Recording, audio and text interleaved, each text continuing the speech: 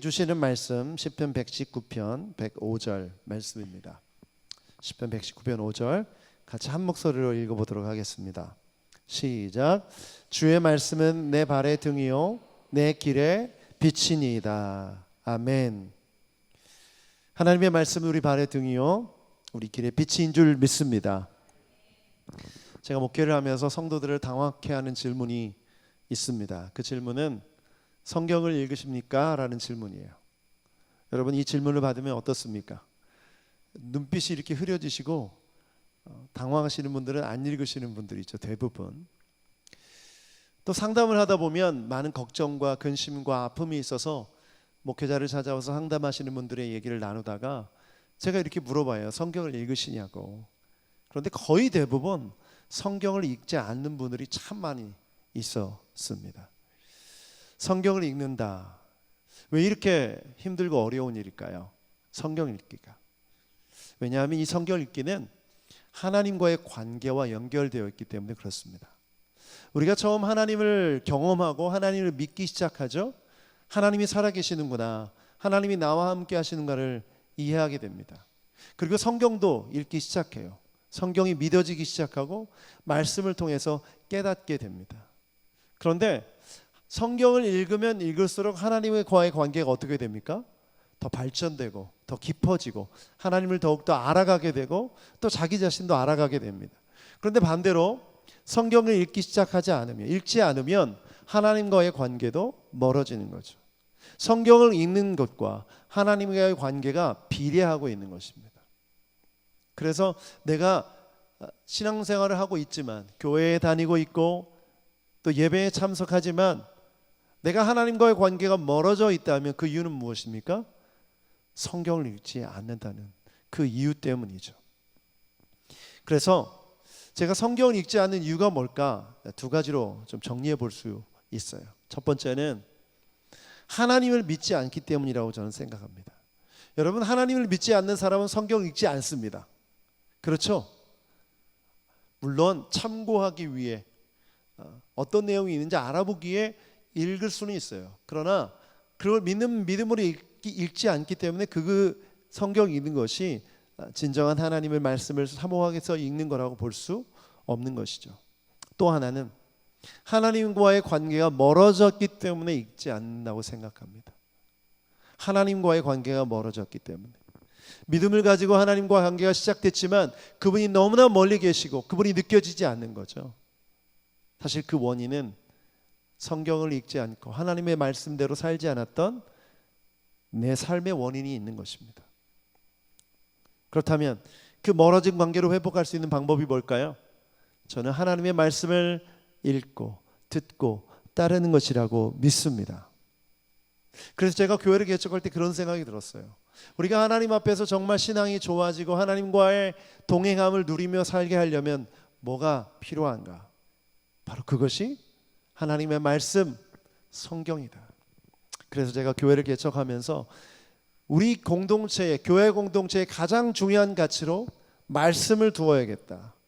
그래서 우리 공동체는 첫 번째 예배 공동체이며 두 번째 말씀 공동체입니다. 말씀이 중심에 있는 것이죠. 말씀이 우리 교회의 기준이며 말씀이 우리 교회의 중심인 줄 믿습니다. 말씀이 우리 교회의 교리인 줄 믿습니다. 굉장히 중요한 것입니다. 그래서 시편 119편 105절의 말씀, 주의 말씀은 내 발의 등이요 내 길의 빛이니이다. 한 인생뿐만 아니라 교회가 어떻게 나아가야 될지, 어디로 가야 될지 비춰주는 그 등과 같고 그 빛과 같은 것이 하나님의 말씀인 줄 믿습니다. 그래서 우리 모든 성도들이 말씀이 무엇인지 분명히 알아야 됩니다. 성경을 통해서 말씀은 세 가지로 요약할 수 있습니다. 첫 번째, 말씀은 예수님이 말씀입니다. 요한복음 1장 1절에 이렇게 나와 있습니다. 같이 읽어보죠. 시작. 태초에 말씀이 계시니라. 이 말씀이 하나님과 함께 계셨으니 이 말씀은 곧 하나님이시라. 이 말씀은 누구를 의미합니까? 예수 그리스도. 예수님이 말씀이다. 예수님은 말씀 그 자체이신 줄 믿습니다. 아멘. 두 번째, 성경이 말씀입니다. 디모데후서 3장 16절 같이 한번 읽어볼까요? 시작. 모든 성경은 하나님의 감동으로 된 것으로 교훈과 책망과 바르게 함과 의로 교육하기에 유익하니. 모든 성경은 하나님의 감동으로 되었대요. 그렇기 때문에 이 성경은 하나님의 말씀인 줄 믿습니다. 세 번째는 선포되어지는 말씀입니다. 내가 성경을 읽을 때 나에게 주시는 하나님의 말씀, 내가 설교를 들을 때 나에게 주시는 하나님의 말씀이 선포되어지는 말씀. 여러분, 먼저 이 세 가지 말씀은 세 가지가 있다는 것을 기억하십시오. 예수님의 말씀이며, 두 번째 성경이 말씀이며, 세 번째 선포되어지는 말씀입니다.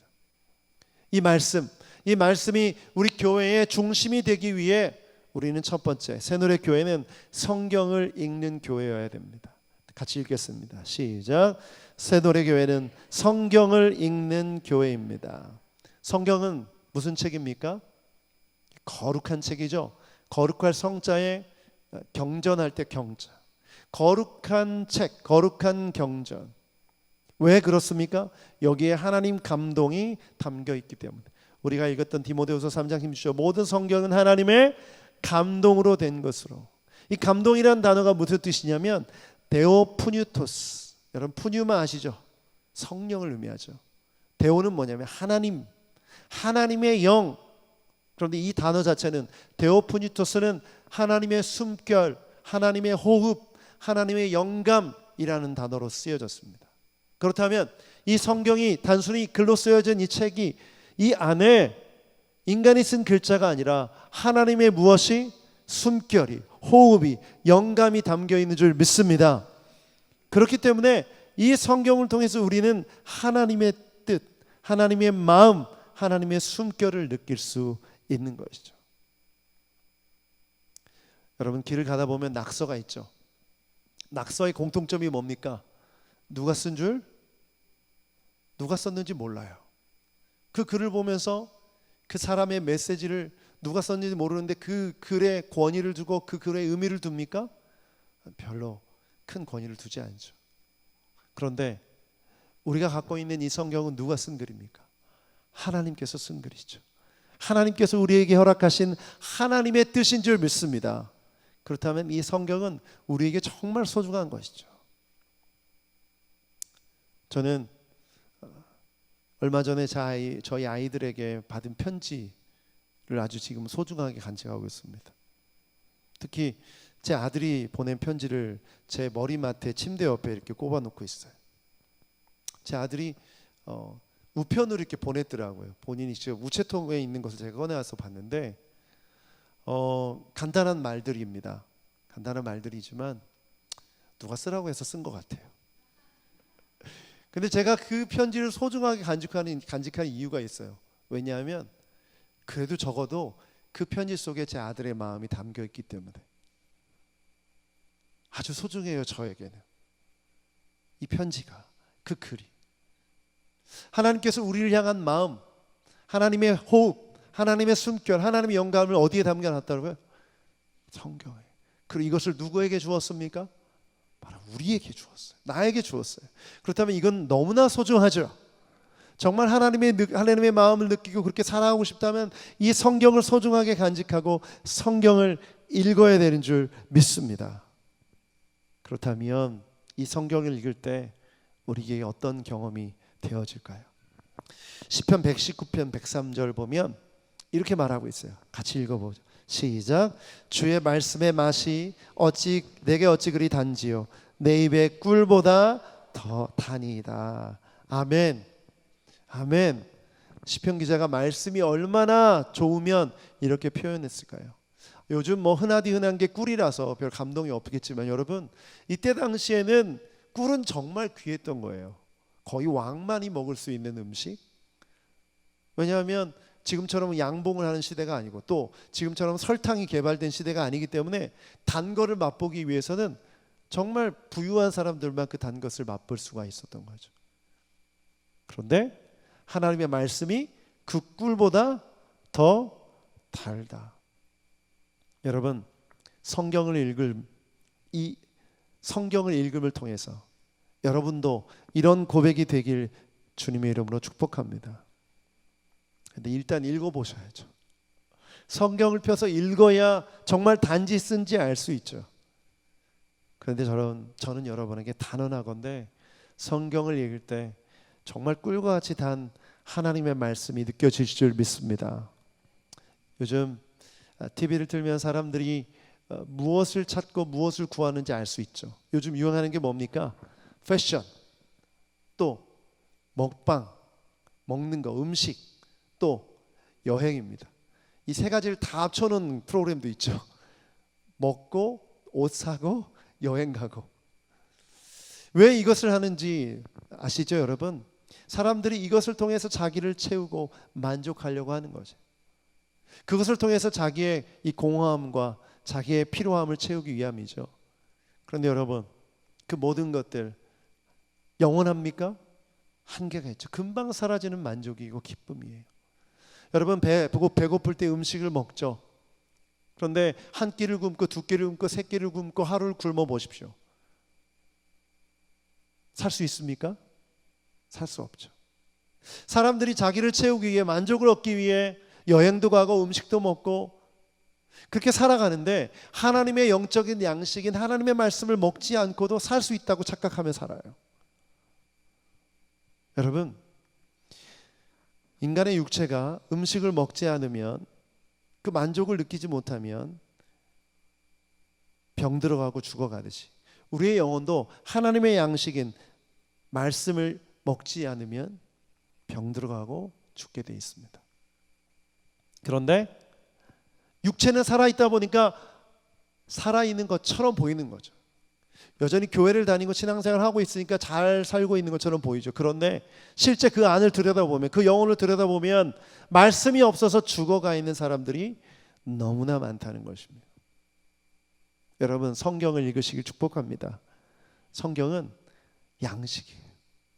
성경은 밥이에요. 이것을 먹지 않고 영적으로 건강하기를 바란다는 것은 불가능한 일입니다. 오늘부터 여러분 작정하시길 축복합니다. 성경을 읽으시길 축복합니다. 여호수아 1장 8절 말씀 같이 한번 세 버전을 읽어보죠. 시작. 이 율법책의 말씀을 늘 읽고 밤낮으로 그것을 공부하여 이 율법책에 쓰여진 대로 모든 것을 성심껏 실천하여라. 그리하면 내가 가는 길이 순조로울 것이며 내가 성공할 것이다. 여호수아가 두려움에 떨고 있었어요. 요단강을 건너서 가나안 땅을 점령해야 되는데 용기가 나지 않았어요. 너무나 힘들었어요. 그런데 하나님께서 이 말씀을 주십니다. 뭐라고 말씀하십니까? 이 율법책의 말씀을 늘 읽고 밤낮으로 그것을 공부하여. 여러분, 두려움 가운데 있는 분이 계십니까? 그렇다면 하나님의 말씀이 여러분을 구원해낼 수 있는 방법인 줄 믿습니다. 성경을 펴서 읽을 때 그 두려움이 사라지게 될 줄 믿습니다. 용기가 없습니까? 지도력이 없습니까? 너무나 힘든 가운데 어려움이 있습니까? 여러분, 성경을 펴서 읽으시기 바랍니다. 거기에 길이 있고 능력이 있고 하나님의 은혜가 있는 줄 믿습니다. 그런데 성경을 펴서 읽지 않으면 아무 일도 일어나지 않아요. 아무 일도 일어나지 않아요. 저는 성경 안에 성공이 있다고 믿습니다. 성경 안에 길이 있다고 믿습니다. 여호수아가 그것을 경험했죠. 오늘 말씀처럼 1장 8절의 말씀처럼 내가 가는 길이 순조로울 것이며 내가 성공할 것이다. 이 말씀이 이루어졌습니까?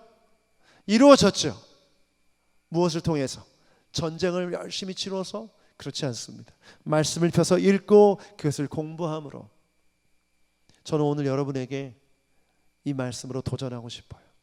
오늘 성경을 펴서 읽을 때 성공이 있을 줄 믿습니다. 성경을 펴서 읽을 때 모든 두려움이 사라지고 용기를 갖게 되는 줄 믿습니다. 하나님의 길로 나아가게 되는 줄 믿습니다. 그러니까 제발 좀 성경 좀 읽으세요. 이게 핵심이에요. 매일매일 성경을 읽으십시오. 그것이 여러분이 살 길입니다. 제가 성경 공부를 열심히 하고 있잖아요. 저희가 지금 창세기를 공부하고 있는데 다른 교회에서 다니시는 분들이 몇 분 오세요. 그분들이 저에게 공통적으로 하는 말씀이 뭐냐면 본인 교회에는 성경 공부가 없다는 거예요. 성경을 가르치지 않는다는 거예요. 제가 그 얘기를 듣고 조금 많이 놀랐어요. 저는 오늘교회 출신이다 보니까 워낙 이 성경을 가르치고 양육하는 일에 집중하던 교회에서 있다 보니까 그것을 몰랐는데, 많은 지역교회들이, 많은 전통교회들이 성경을 가르치지 않고 있다는 것을 알게 됐어요. 성경을 읽지도 않고 가르치지도 않는 것이죠. 그러면서 바른 신앙을 갖기란 정말 어렵습니다. 그러면서 하나님의 뜻대로 살기란 정말 어렵습니다. 성경만큼 우리에게 소중한 것이 없습니다. 요즘 이단에 많이 빠지는 이유가 뭡니까? 성경을 제대로 공부하지 않아서이죠. 말씀을 읽지 않아서입니다. 단순합니다. 하나님과의 관계가 멀어진 이유가 뭡니까? 성경 읽지 않아서 그래요. 오늘 우리 중에 신앙생활 한다고 하면서 성경을 펴서 읽지 않고 있다면, 아까 제가 말씀드린 두 가지 이유예요. 하나님을 안 믿거나 하나님과의 관계가 멀어졌거나. 그러면서 내가 이 땅에서 그리스도인으로 산다는 것은 불가능한 일입니다. 불가능한 일이에요. 여러분, 오늘부터 결단하십시오. 성경 읽기에 목숨을 거십시오. 그리고 스스로 할 수 없다면, 포기하게 된다면 한번 이렇게 해보세요. 알람을 하나 맞춰놓으세요. 매일 같은 시간에 성경을 읽겠다라고 결심하시고, 내가 하나님 앞에서 집중해서 성경 읽을 수 있는 시간을 정해서 그 시간만큼은 내가 어떤 일이 있어도 성경을 읽겠다 결심하십시오. 그리고 혼자 하기 힘들면 같이 하십시오. 부부가 같이 하고 아이들과 같이 하십시오. 약속을 지켜서 하십시오. 그러면 훨씬 더 매일매일 성경을 읽기에 부족함이 없습니다. 여러분, 배고프면 밥을 먹어야 하듯이 우리 영적으로 메말라가고 굶어가면 반드시 성경을 읽어야 되는 줄 믿습니다. 저희 가족은 그런 의미로 봤을 때 지금 이 하나 성경 읽기를 목숨처럼 붙들고 있어요. 그런데 이 성경 읽기가 순조롭게 잘 될까요? 잘 되지 않습니다. 누가 제일 싫어할까요? 사탄이 싫어합니다. 마귀가 너무 싫어합니다. 여러 가지 이유를 통해서 방해를 해요. 여러 가지 이유를 통해서 그 모든 것들을 이겨내야 돼요. 극복해야 돼요. 뭐 스마트폰이든지 성경책이든지 관계없어요. 제발 좀 읽으십시오. 자기가 편한 대로 꼭 성경을 읽으시기 바랍니다. 그래서 새누리교회는 매일 몇 장씩 읽죠? 2장씩. 내일부터는 출애굽기 11장, 12장. 이전 거 나 못 읽었으니 어떻게 하지? 다 읽어야 되나? 창세기부터? 아니에요. 어제까지 못 읽어도 괜찮아요. 오늘 주시는 말씀, 오늘 주실 양식, 거기에만 포커스를 맞춰서 읽으시길 주님의 이름으로 축복합니다. 두 번째, 새누리교회는 같이 한번 읽어보겠습니다. 시작.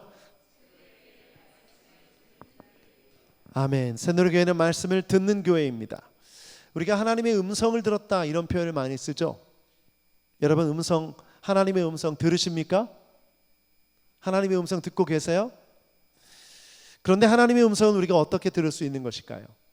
먼저 하나님의 음성에 대한 이해를 바르게 할 필요가 있는데, 여러분, 음성은 언어가 아닙니다.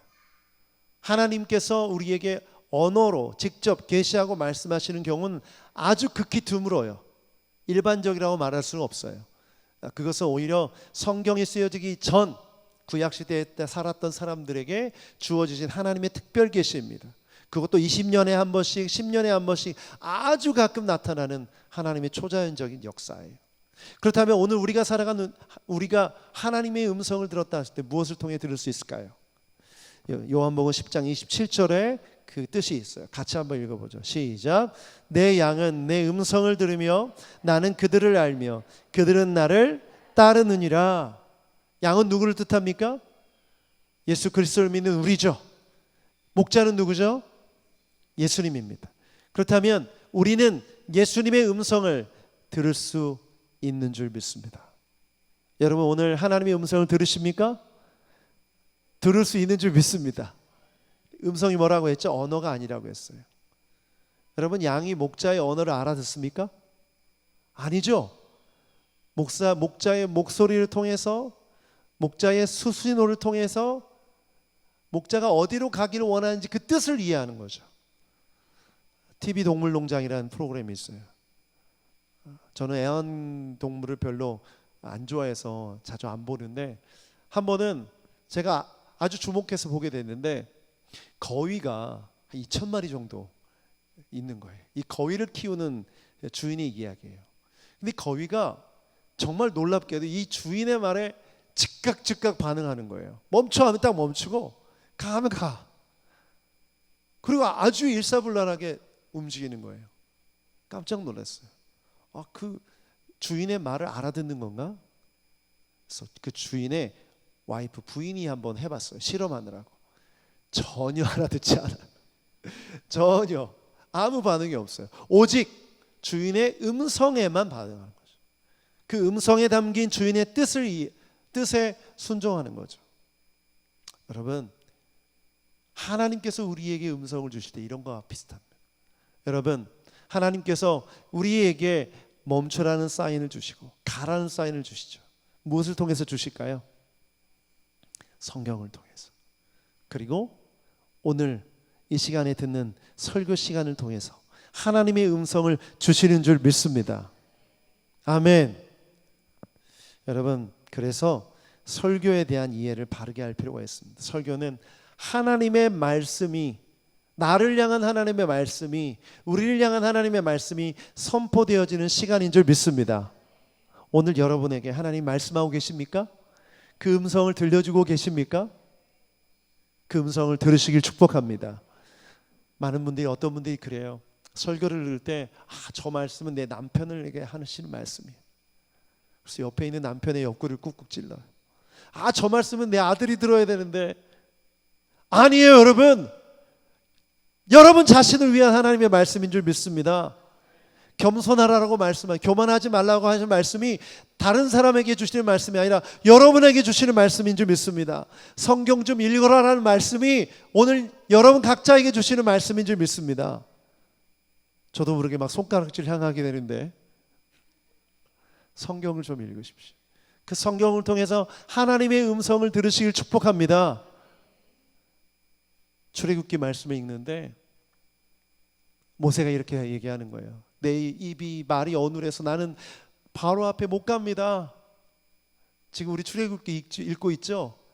기가 막혀요. 어제 성경 읽는데 얼마나 바로 앞에서 말을 잘하는지 모릅니다. 조목조목 따져서 얘기해요. 남자들만 가라. 아닙니다. 가야 됩니다. 짐승들 데려가지 마라. 아닙니다. 데려가서 다 제사 바쳐야 됩니다. 얼마나 말을 잘하는지 몰라요. 다 거짓말이었어요. 그런데 제가 그 전에 하나님께서 모세에게 내 입이 어눌하다고 말할 때 이런 말씀을 주셨어요. 네 입에 할 말을 내가 주겠다. 근데 그 말씀이 딱 저에게 주시는 말씀인 거예요. 성경을 읽는데.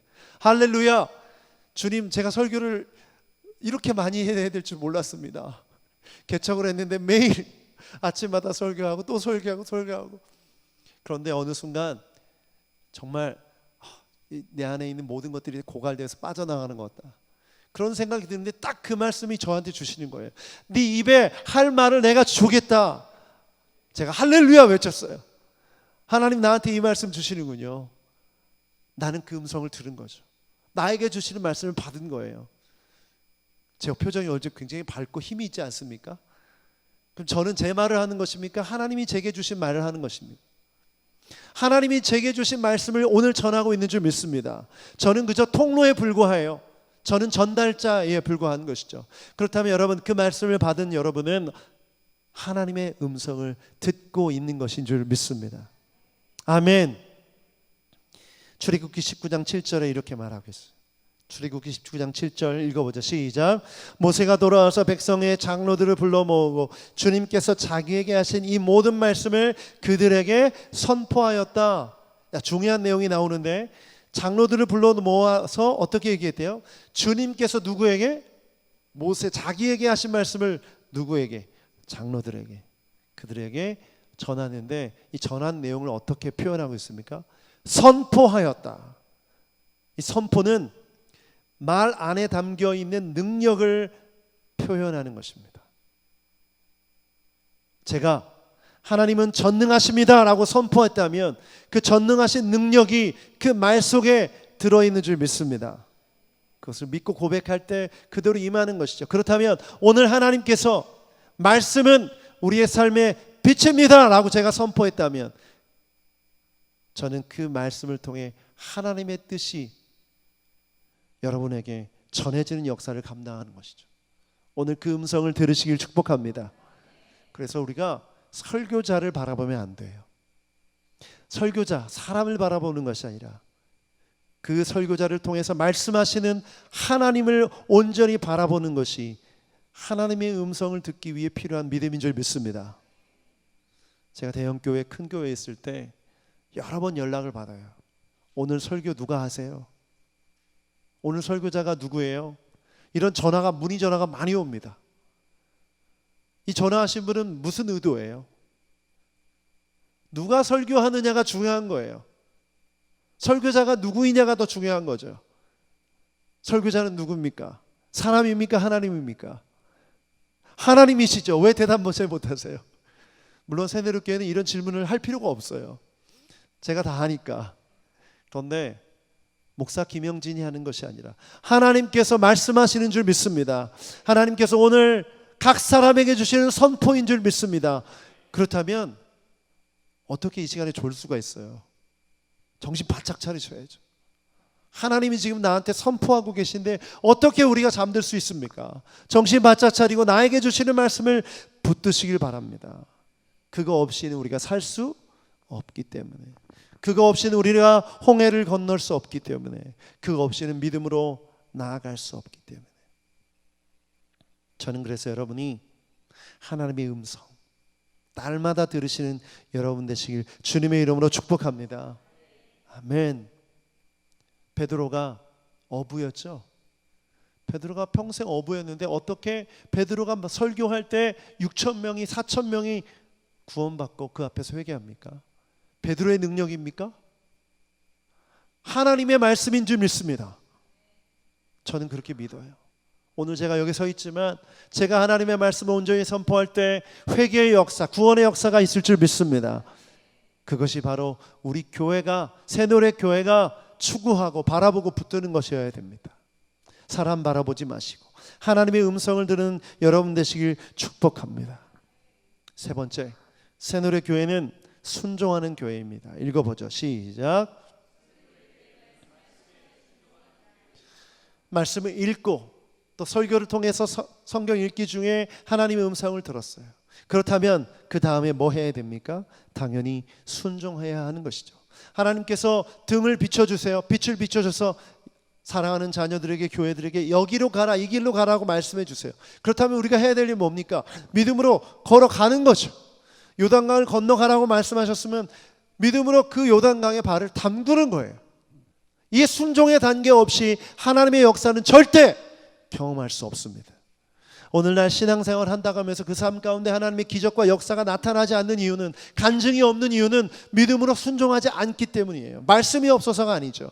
하나님은 오늘도 하늘의 빛처럼 하나님의 말씀을 허락해 주고 계세요. 그런데 우리가 순종하지 않기 때문이죠.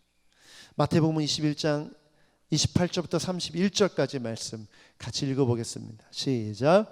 그러나 너희 생각에는 어떠하냐?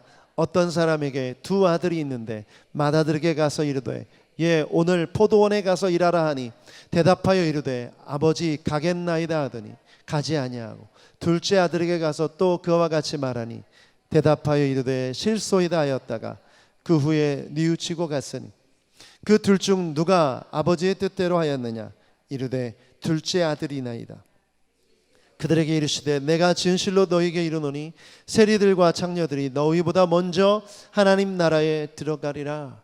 아멘. 두 아들이 있었습니다. 포도원에 가서 일해라 아버지가 말했어요. 첫째 아들은 예 하고 안 갔습니다. 둘째 아들은 싫어요 하고 있다가 뉘우치고 갔어요.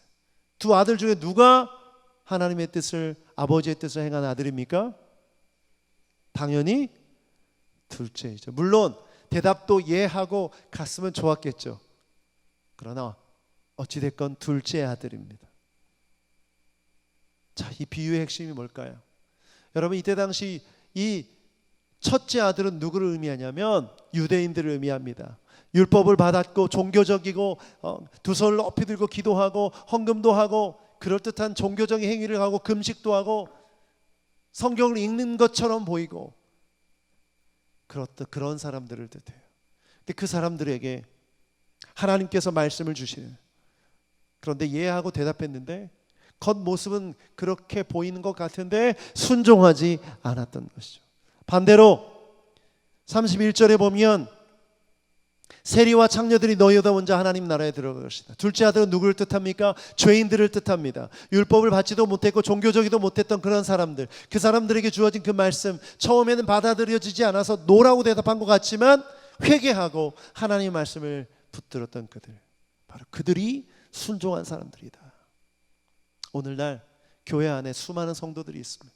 하나님의 말씀이 쏟아부어지고 있지만 그 말씀에 이해하는 것 같지만, 순종하는 것 같지만 정작 집에 가서 생활 속에서, 삶 속에서 순종하지 않는 그리스도인들, 그 사람들은 신유대인들과 같은 사람들입니다. 회칠한 무덤 같은 사람들인 거죠. 그들을 향해서 오늘 동일하게 하나님께서 말씀하시는 거예요. 말씀이 중심이 되면 말씀을 따라가기 위해 반드시 뭘 해야 됩니까? 순종해야 되는 줄 믿습니다. 순종하지 않으면 유대인처럼 돼요.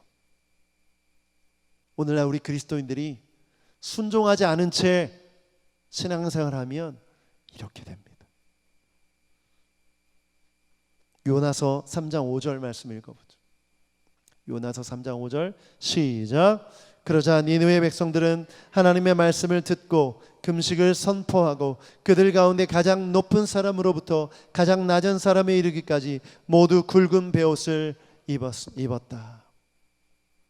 요나라는 선지자에게 내가 니느웨를 심판할 것이니 그 니느웨에 가서 그 심판의 메시지를 전하라고 얘기합니다. 근데 요나가 가기 싫었어요. 왜요? 니느웨가 망하길 바랬거든요. 니느웨를 미워했거든요. 그래서 다시스로 가는 배를 타지도 않고 다른 데로 갑니다. 그런데 하나님께서 요나를 붙들어서 가게 하시죠. 근데 원래 이 느느웨 성은 3일 길을 가야만 하는 그런 거리인데 하루 만에 갔다고 나옵니다. 요나서를 읽어보면. 그러면 하루 만에 성의 있게 하나님의 말씀을 제대로 전한 거예요? 아니죠. 대충 하나님이 심판하신다. 그냥 중얼중얼거리면서 빨리 갔던 거죠.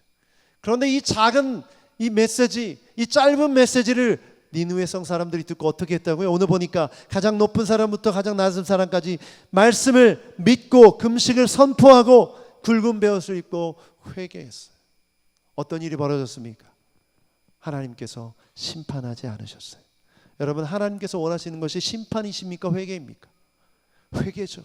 그 니느웨 성이 회개하기 위해 기회를 주신 것입니다. 그 말씀을 듣고 순종할 때 심판에서 구원으로. 저는 오늘날 우리가 하나님 말씀 앞에 해야 될 것이 순종이라고 믿습니다. 순종하지 않으면 아무 일도 일어나지 않습니다. 오늘 분명히 여러 번 각 사람에게 하나님께서 말씀하셨습니다. 성경을 읽으라. 이 말씀 앞에 순종하는 여러분 되시길 축복합니다. 성경 벗어 읽으실 때 놀라운 하나님의 역사가 일어날 줄 믿습니다. 여러분, 종교개혁이 된 지 500년이 지났어요. 여러분, 종교개혁의 모토, 핵심 메시지가 뭔지 아세요? 솔라 스크립투라, 오직 성경, 오직 말씀이라는 뜻입니다. 여러분, 그때 당시에 오직 성경은 누구만 읽었습니까? 사제들만 읽었어요. 사제들도 다 알지 못했어요. 그냥 라틴어로 된 성경을 줄줄줄 읽는 거죠. 사제들이 읽어주지 않으면, 해석해주지 않으면 성도들은 아무도 그 뜻을 알 수가 없었어요. 그래서 사제들이 잘못 해석하면 잘못한 대로 면죄부도 만들고 이상한 귀신 사상과 우상도 만들고 이런 것들이 캐톨릭에서 자행됐던 거죠. 그래서 루터가 종교개혁을 한 겁니다. 성경을 보니까 구원은 오직 무엇으로? 믿음으로. 잘못된 교리와 사상에 대해서 이야기하고 이 성경을 번역했죠. 번역해서 누구에게 준 겁니까? 성도들에게 읽도록. 그런데 한국 교회가 이렇게 비슷하게 돼가고 있는 것 같아요. 오직 성경은 목회자만 읽어요. 목회자가 해석해주고 설교해주는 내용만 듣는 거죠. 여러분, 그거는 중세교회가 했던 모습 그대로 하는 겁니다. 여러분, 성경 안 읽으면 그렇게 되는 거예요. 그건 개신교라고 말할 수가 없어요. 개신교의 핵심 뭔지 아세요? 성도들이 성경을 펴서 읽는 게 개신교예요. 그리고 그 뜻에 대해서 공부하고 질문하고 삶에서 실천하는 게 기독교예요. 혹시 이게 싫으면 캐톨릭으로 가세요. 나는 그런 종교적인 생활을 하고 싶으시면 가셔요. 성경 읽기 싫으시면 가도 돼요. 캐톨릭에서는 성경 읽으라는 얘기 잘 안 합니다. 신부만 읽으면 돼요. 신부가 중재자니까 다 해결해 주면 되죠. 우리는 만인 제사장이죠. 우리는 왕 같은 제사장이에요. 우리 모두가 하나님 앞에 제사장이기 때문에 하나님의 말씀을 맡은 자예요. 이것을 읽고 연구하고 가르칠 책임이 우리에게 있는 것이죠. 그래서 저는 새누리교회가 말씀을 읽고 말씀을 듣고 말씀에 순종하는 교회가 되시길 축복합니다. 그렇지 않으면 우리 교회는 희망이 없어요. 똑같은 교회들이 이렇게 많은데 왜 우리 교회가 여기에 존재해야 됩니까? 만약에 이 존재 목적이 이룰 수 없다면, 하나님을 영과 진리로 예배하는 교회, 그 교회의 목적을 이룰 수 없다면, 말씀이 중심이 돼서 말씀을 읽고 가르치고 지키는 교회가 될 수 없다면 우리 교회는 여기 있을 필요가 없어요. 다른 교회 이렇게 많은데 그 교회 가면 되죠. 저도 그 목회를 할 수 없다면 저는 그 부르심 앞에 쓰임받지 못하는 거죠. 저는 그래서 여러분, 이 성경 읽기 우리 교회의 핵심 사역입니다. 반드시 해야 될 겁니다. 너무나 당연한 건데 안 하고 있기 때문에 강조하는 거예요. 오늘부터 결단하십시오. 성경 읽기를 작정하는 여러분 되시길 축복합니다. 날마다 성경을 통해 하나님의 음성 듣기를 결단하시길 축복합니다. 그리고 순종하시길 축복합니다. 계시록 1장 3절에 이런 말씀이 있어요. 공동 번역으로 읽어보죠. 시작. 이 예언의 말씀을 읽고 듣고 이 책에 기록되어 있는 대로 실천하는 사람은 행복합니다. 그 일들이 성취될 때가 가까웠기 때문입니다. 여러분, 주님 오실 날이 멀지 않았습니다. 종말의 때가 다가오고 있어요. 그런데 여러분, 종말의 때가 다가올수록 뭐가 심해집니까? 핍박이 심해집니다. 그리고 거룩하고 깨끗하고 정결한 신부와 같은 교회가 사라집니다. 많은 교회들이 무너져요. 요한계시록의 7교회처럼 책망받는 교회들이 늘어날 거예요. 그런데 하나님의 말씀을 읽고 듣고 지키는 사람은 행복하다. 우리 교회가 하나님의 말씀을 읽고 듣고 지킨다면 이 말세에, 이 종말의 시대에 행복한 사람, 행복한 성도, 행복한 교회가 될 줄 믿습니다. 그리고 끝까지 이 말씀을 지킴으로 말미암아 예수 그리스도가 다시 오실 때 칭찬받는 교회가 될 줄 믿습니다. 그래서 창세기부터 요한계시록까지 한 군데의 말씀, 한 구절도 빼놓지 않고 읽고 묵상하고 지켜야 됩니다. 여러분, 오늘부터 결단하십시오. 말씀 읽기로 결정하시길 축복합니다. 이 시간 함께 기도했으면 좋겠습니다. 우리 함께 기도할 때, 하나님,